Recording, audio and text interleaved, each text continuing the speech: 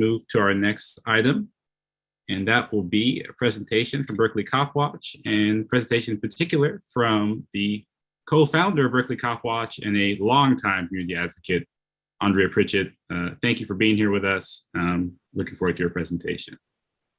Thank you very much. Good evening, commissioners, and thank you for this opportunity to share some thoughts and observations. Just by way of introduction, for those of you who I haven't had the pleasure of meeting yet, I'm a middle school teacher. I teach at Willard Middle School, but I'm a person who I arrived in Berkeley in 1981. In 1990, I co-founded Berkeley Copwatch. So for 32 years, I've been observing, monitoring, and participating in policy conversations about our police department. I'd like to, if it's okay, I'd like to share my screen, and I'd like to share these thoughts with you. I can also say, just for full disclosure, I'm a member of the Mental Health Commission, although I'm not here in that capacity, and I'm also a former member of the Berkeley Police Review Commission. And I currently serve on the Specialized Care Unit Task Force. So, but I'm speaking to you today as a community member and as a member of Berkeley Copwatch, and I'd like to represent some of the perspectives that I've become familiar with, and I know they haven't really been represented on this task force to date. So, all right, so I'm going to go ahead and share.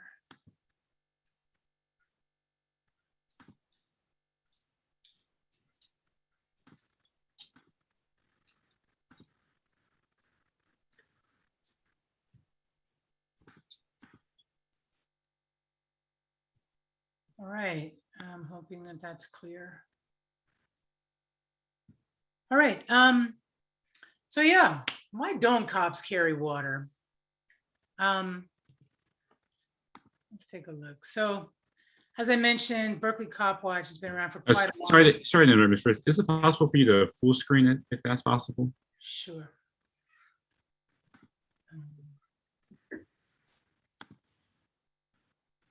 Is that better?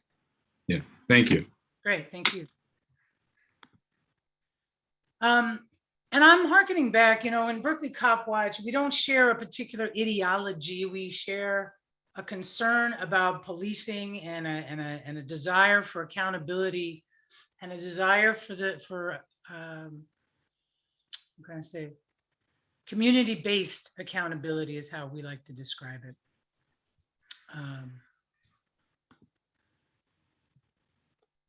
So just to help to frame out my presentation, I will say this, that based on our experience with the police and based on our discussions, we're very clear that the institution of policing itself threatens the public safety of people of color and poor people. And, so we come at it, many of us, from an abolitionist perspective, that it is the institution itself that is causing harm and that has become an obstacle to true public safety. And again, just where we're coming from, we believe that the fundamental role of policing in this society is to enforce a fundamentally unjust social order. Now, as Angela Davis says, back at that time, slavery was the name of it. These days, we call it by many other names, but the basics are this, that somebody's on the bottom, and you can walk through the streets of Berkeley, and we know that there are many people who are on the very bottom of this social order, and that the function of police is to maintain that injustice.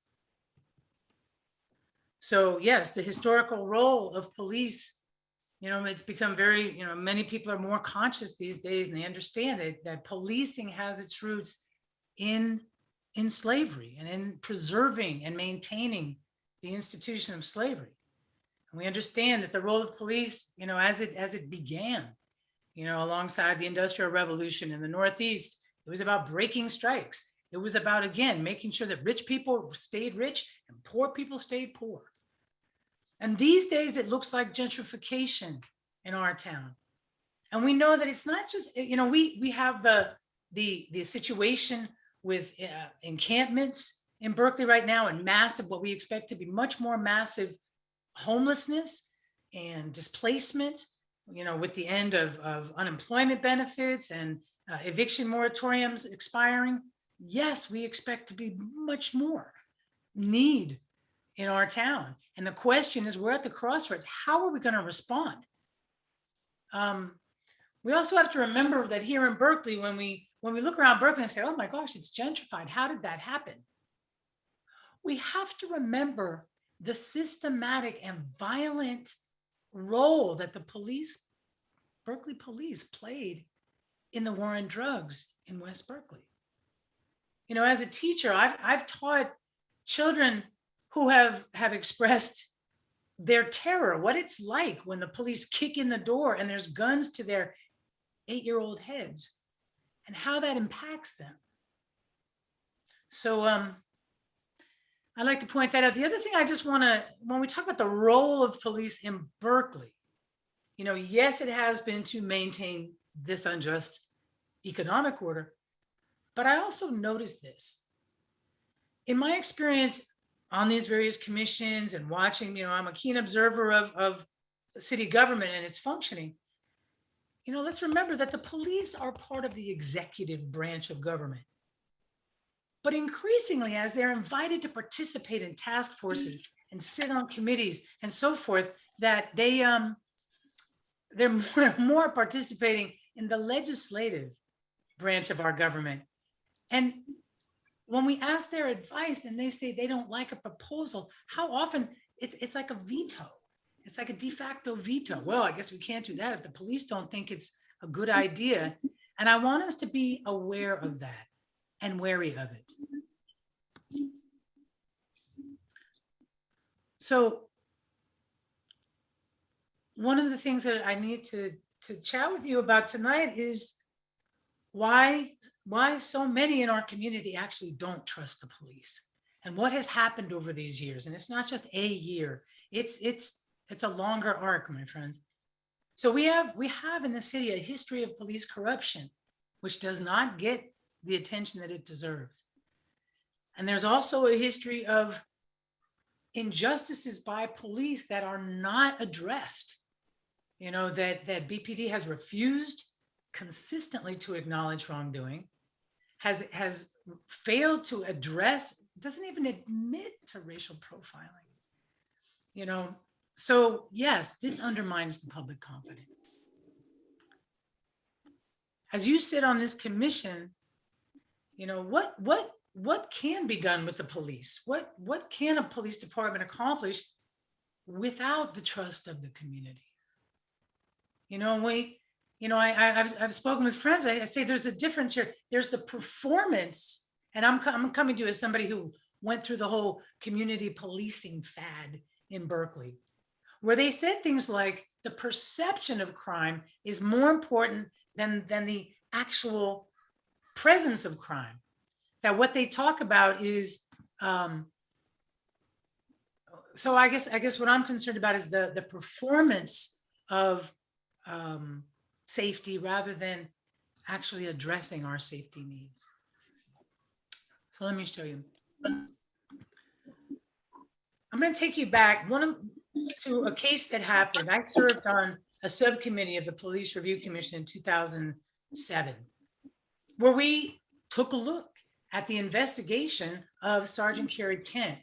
Sergeant Kerry Kent was in charge of the evidence room in the Berkeley Police Department. He was the guy that got the asset forfeiture, the monies, and the drugs. Well, he was alleged to have, quote unquote, tampered with 300 evidence envelopes. But what is of such great concern is that he was able to retire. He was able to quit the police department. He was never forced to testify and actually say what happened. And so the quote unquote investigators from BPD decided, oh, well, he was kind of taking these drugs and self-medicating and so forth. And so on the subcommittee, we asked BPD, and we even went to the city council, wait. Tell us how much drugs. It was Oxycontin, it was heroin, it was 5 pounds of marijuana, it was every kind of drugs. So wait, if you're self-medicating, you don't take every kind of drugs, but you do if you're a drug dealer. And never having had to disclose how much, were we talking grams or pounds? So he was allowed off the hook. And many of his co-workers who were sergeants and patrol officers at the time are now in the leadership of the Berkeley Police Department. I want to flag another incident that happened around the same time. Officer Steve Fleming. Some people might know him because his auntie actually achieved, Stephanie Fleming achieved the rank of captain in BPD. Steve Fleming was hired in 2006. By 2007, there was an investigation going on of this guy because he was robbing the people that he was detaining. He was stopping them. He was taking their wallet, take the cash out.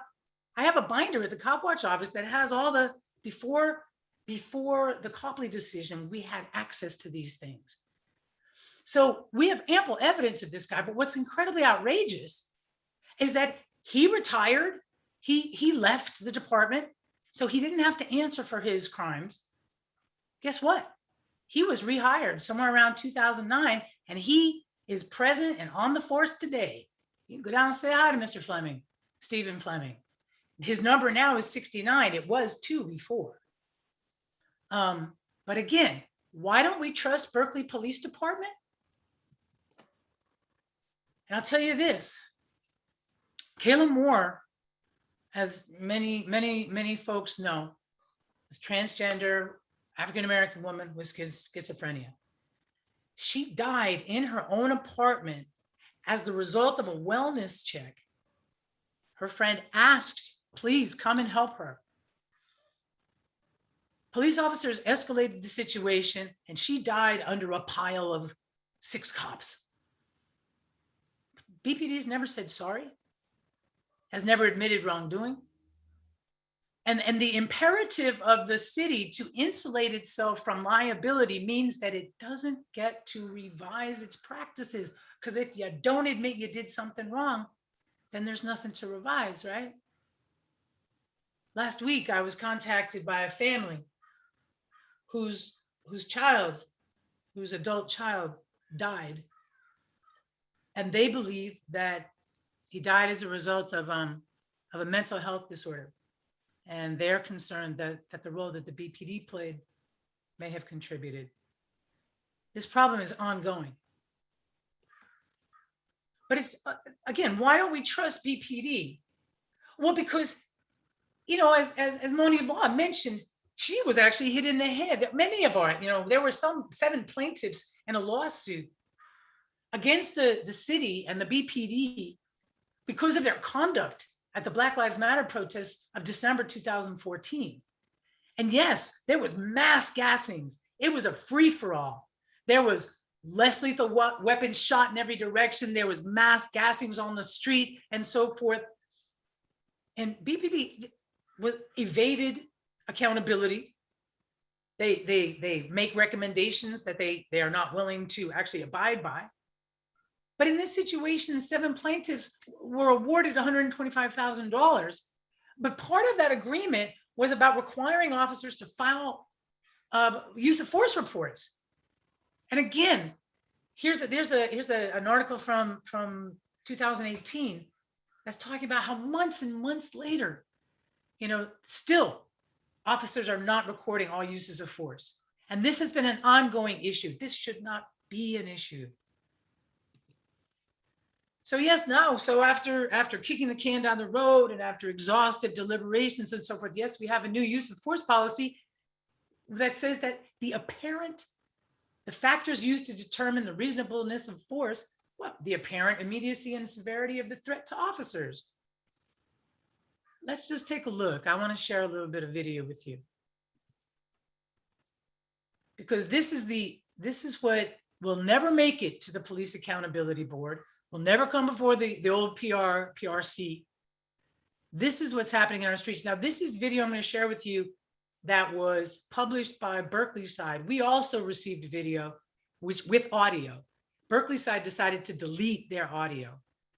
Out of respect to our sources, I'm not gonna play that video. I'm gonna play this one because it was already published.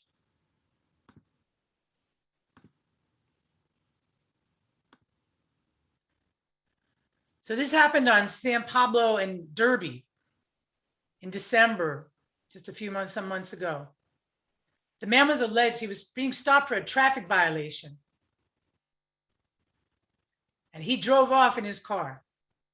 And they had a low speed chase. And then his car stalled. The man's 300 pounds. He's an African-American man, older. And there's a passenger, a younger man on the passenger side. So we have the punches being thrown.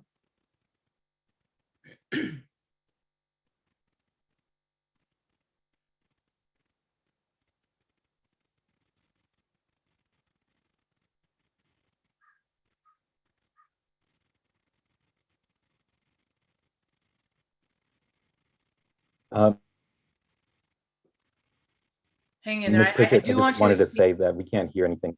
No, you're not supposed to. This was published in Berkeley side, and they decided to delete the audio for reasons I don't understand.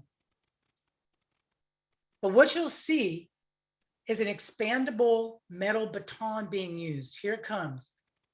This is how it gets used, like a baseball bat. 2 officers, not 1. Now, what is the immediate threat to these officers? Overhead strikes are banned by many departments for their lethality.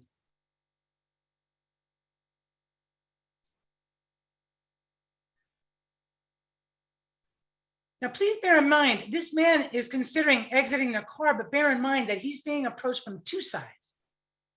How does one exit the car under these circumstances?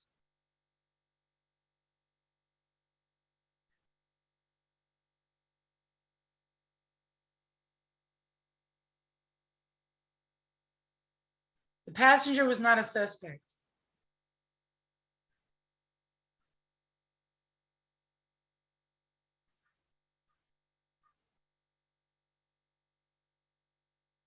And no weapon was in the car. No weapon was seen. There was no report of a weapon.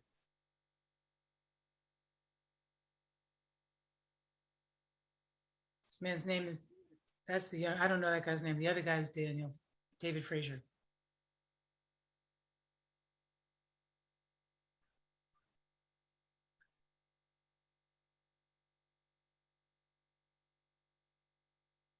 But this man will never bring a complaint to the Police Accountability Board. There you go. The man has been extracted from the car. Now look, I want you to think about positional asphyxia. A person who is 300 pounds on their stomach under this kind of pressure. That's a huge risk of positional asphyxia. There's a high risk right here. After he's been beaten.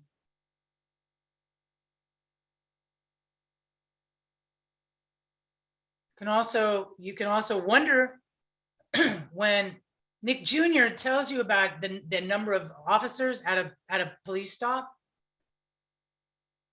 I have to question their reporting or how the officers report their presence at these situations. Huge numbers. This is not uncommon in Berkeley. Former Chief Michael Meehan called it self-dispatch, where officers hear about a call on the radio and they just kind of show up. They sort of help, their presence obviously escalates the situation. My question is, how many of these officers will actually be reported as being present on the scene? So when you make your calculations of how many officers are needed, quote unquote, does it account for this phenomenon of self-dispatch?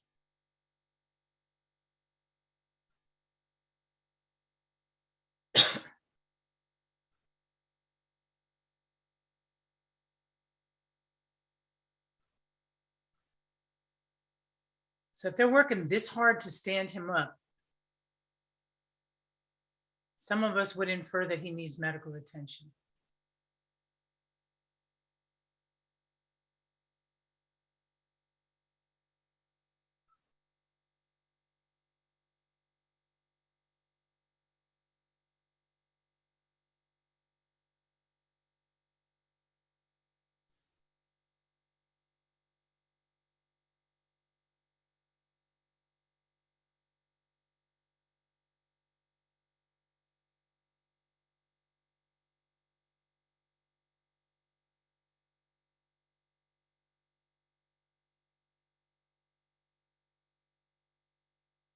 And as he struggles to maintain even consciousness.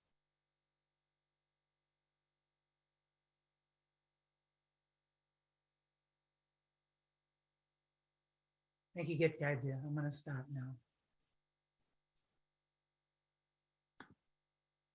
now. So again, these are the cases in my mind that will never make it to the board. What was the level of danger that the officers were actually facing? Who will evaluate this incident? I'm going to show you another incident. This is very quick. This was an incident that happened on in March of 2020 on Sacramento Street. This is what was given to Copwatch. Man is on his knees, empty hands.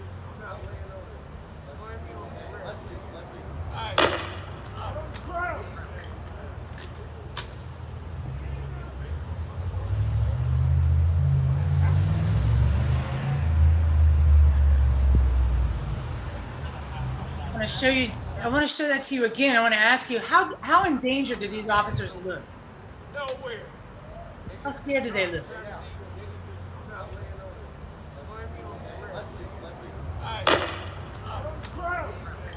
Why this man was shot with that munition was because of his failure to put his face on the pavement.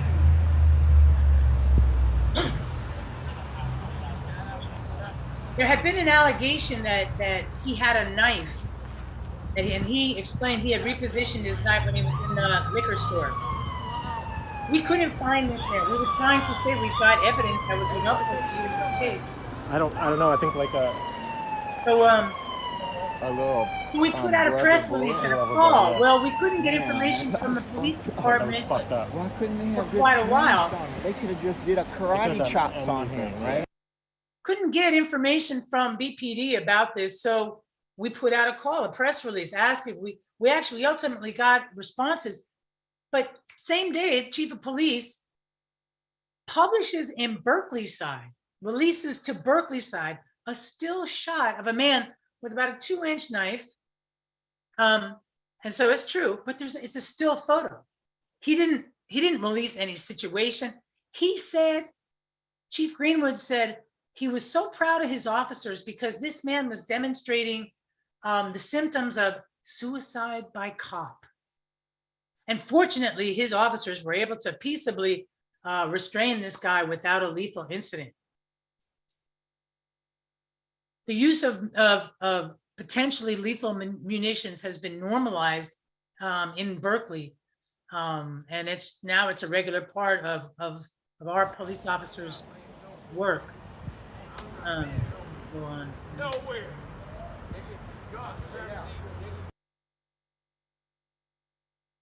So a lot of what these task forces, yours and the one I'm on, have been tasked with are mental health calls. But I want to ask you to consider, this is a mental health call, very recent. And I know it was a mental health call because I was on a Copwatch shift and I was listening to the scanner, and we heard and we watched as officers approached this man who waved them off and said, I don't want any help from you. I don't want anything that you're offering. And he walked down the street. Well, we kept walking down the street. The police took a turn on Parker Street and we decided to follow. This is what we saw.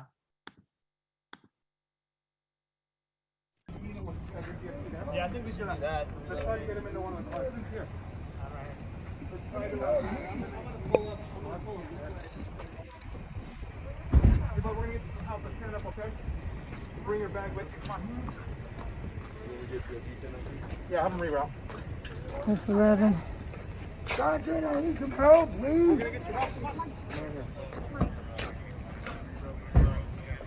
What I need a We're getting in the butane. car. That's why we're What's getting the to the butane for? Where's the ambulance? What's the butane for? Where's the ambulance? He said something about butane. No, we're moving. I didn't do anything with it. The fire department takes over there. You guys need a bag? I have one of my photos.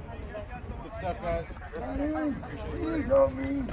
Hey guys, you can do everything you want. Do you mind just doing it just a little back here? Yeah, we're just here. It's all right. No, for sure. Yeah. Is he gonna get an ambulance? Appreciate you guys. Thanks, buddy. Appreciate you.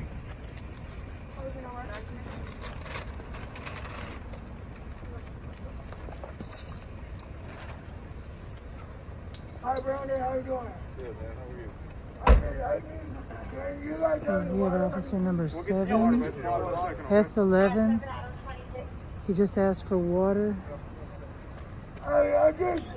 We're with I was Copwatch. asking about my kids because they were saying that he got 32 seconds, 3255, 53. 15th Street. And I was just walking on, and then they all came up at me like, I'm in trouble for asking you about my kids. Okay. That's all I care about. We'll get you some water. Do you know what the charges are? You have a right to know why you're being taken. You have a right to know why you're being taken. So why am I being taken? I'm just asking for my family. He has a right to know why he's being taken. I'm not being charged of anything. If he's not being charged, then why are you pushing him into a car? If you're good, we'll get him out of here. So we are at Regent and Parker by 2601 Regent Street. May you please take me to the police station? Hey, we got some water for you at the station. Let's go. Come on, I'll get it for you. What are the charges? The ambulance, please. He has a right to know the charges. The ambulance right now, please. Please call the ambulance for The me. ambulance is at the station.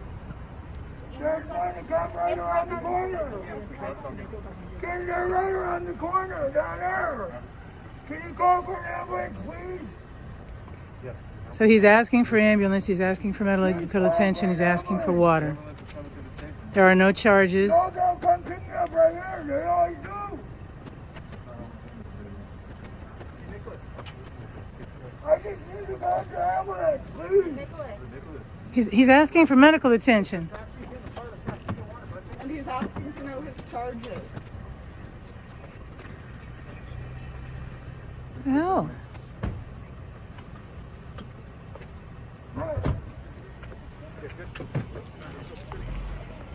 You and Grover home? Yep. Officer, is he going to the hospital or the station? Do you know him? Yeah. He's a family member? No? Oh, okay, then I'll explain it to his family. Thank you, ma'am. Okay, so you'll have to explain it to somebody why you didn't bring medical attention here. You don't.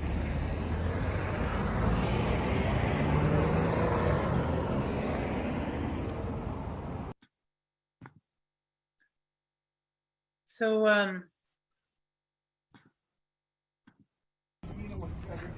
Yeah, I think we should do that. Let's try to get him into one of the cars. Here. sorry.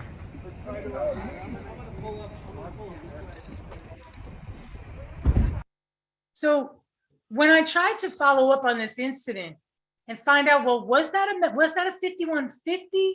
Is that why I couldn't get any information or why he couldn't? This is the response I got to my Public Records Act request. Please notice at the bottom, the Berkeley Police Department has searched our records and have identified case number 21-35223 in relation to your request. The case is pending criminal litigation and records will not be released at this time pursuant to Government Code 6254F. The release of any records may impede the successful completion of the investigation. When I contacted the Public Defender's Office with this case number, they said it was an invalid case number.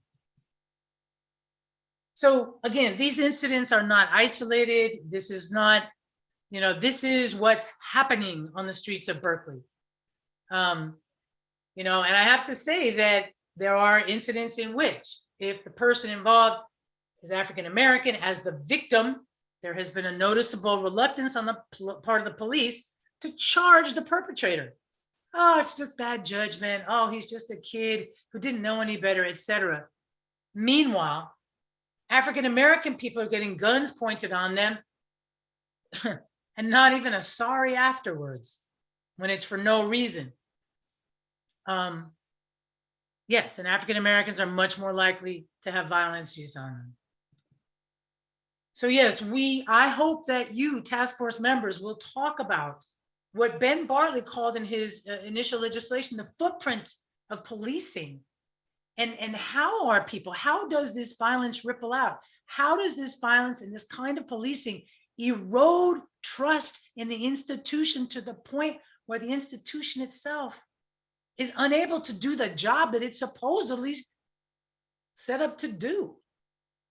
How do you solve crime? Like in my neighborhood on Saturday, there was a big shootout. But the people who know don't tell because they don't trust the police. This slide is I just want you to notice that Lieutenant Hong is clearing $500,000 a year. This was in 2019. Over $500,000 in total compensation. Go on down the list. These are police lieutenant. Coincidentally, all these cops were around when Sergeant Kent was doing his shenanigans in the evidence locker with everybody watching him and everybody aware of it. So yeah, I say somewhere between 10 and 20% of the Berkeley Police Department is getting paid upwards of $400,000 a year in total compensation. Notice this other pay, by the way. This is overtime. What is that? Is that their pay for additional training? What does that mean? And what is that? How are they being trained? So, commissioners, when we talk about public safety, I guess I'm wondering whose safety we're talking about. You know, because I know who is at risk and who is less at risk. And I'm wondering what analysis your task force either is going to do or has done that really identifies the threats to public safety that are most urgent. So I guess I want to advocate for the task force to take a step back and think about this alternative vision of public safety. Right now, our public safety is based around a paradigm of punishment. And I want to ask you, what would it be like if we had an incentive system? Because so much of the crime, even the misdemeanors, are related to the economic situation of our people. The poverty, the crush, the urgency, the desperation of not knowing how you're going to pay the rent, not getting the medical care you need, not having your needs met. And I also want to ask the commission, the task force, not to limit itself to meddling with reforming the police department. I'm not even that interested in them anymore, to be honest. I'm interested in the leadership of my civilian elected leadership in this town that is feeding into, you can't go both ways at once. You can't say you want to reduce the footprint of policing and still allow laws that discriminate so blatantly against the poor, like the 3x3 law, like the RV policy in this town, that any day we might get word that they're going to go and tow people's homes and steal them off the streets. Yes, we need to civilianize police functioning to as great a degree as we can. It blows my mind that we have people who are trained to use a gun somehow managing an evidence locker, an evidence room. Those are different skill sets, my friends. And if we whittle it down, peel that onion, make it smaller and smaller, civilianize, it's cheaper. Civilianize, it's safer. And yes, it's about time that we demand efficiency and accountability. If you're paying all this money, what are you getting? Why? And I'm talking about the Mental Health Commission too. I'm saying, why are we spending millions of dollars on these divisions and departments, and yet we're looking to community-based organizations to actually do the work? And now don't get me wrong, I'm not against community-based organizations. The Brennan Center for Justice, they say that is an incredible statistic, you know, that the presence and that the involvement of community-based organizations, that impacts the crime rate as much or more than anything that the police are doing. So yes, you say, Andrea, do you have some proposals? Well, in fact, I do. And I have to say that this whole thing starts with taking responsibility. In South Africa, they called it truth and reconciliation. It's time that BPD take responsibility for the things that they've gotten wrong. They need to apologize. Let's start right there and say, did you do something wrong? Was the way you went about that wrong? Because you can't change it until you say it's wrong. So yes, and I of course, I support the implementation of a specialized care unit. But when I read some of the Nick Jr. stuff, I became a little concerned because it's not just for mental health and substance abuse calls. Specialized care unit is meant to be for all non-criminal calls. And it should be without BPD involvement. And I'm very concerned about the relationship that's being set up between a specialized care unit and the police. Because if trust is the issue, I want people to trust a specialized care unit. I want people to be able to call without fear that they're going to get some trigger-happy cops or some violence-prone individuals responding. The involvement of the police undermines the credibility of the specialized care units. I think I would also like to ask you to take a look at harm reduction. You know, we've had reports at some of the encampments that what has happened is that that if somebody calls in, oh my gosh, there's an overdose, what they get is a police response, and the police go into the encampment and they delay the arrival of the paramedics because they claim they have to secure the scene. People are scared to call in these cases. You know, in Kayla Moore's situation, the person who actually called the police and asked for a wellness check was himself arrested on an outstanding warrant. What do you think he's going to do next time he needs the police? He's not going to call. We also have to, I just really would love for you to be careful about this notion of what the actual police response to a situation is, because throughout, you can go to anywhere in this town and they will tell you about excessive police response, you know, way disproportionate numbers of police at a scene. You know, maybe that doesn't quote unquote waste resources, but it does escalate situations. I also hope that your task force will account for this, which is that we need to stop sending people on 5150 evaluations to John George or to Santa Rita, that the Department of Justice investigation that says, look, when we do that, we are becoming collaborators in human rights violations. That's how bad it is. As an alternative, what we need to do, and I think this is probably the key to actually impacting, this is like one thing affects the others.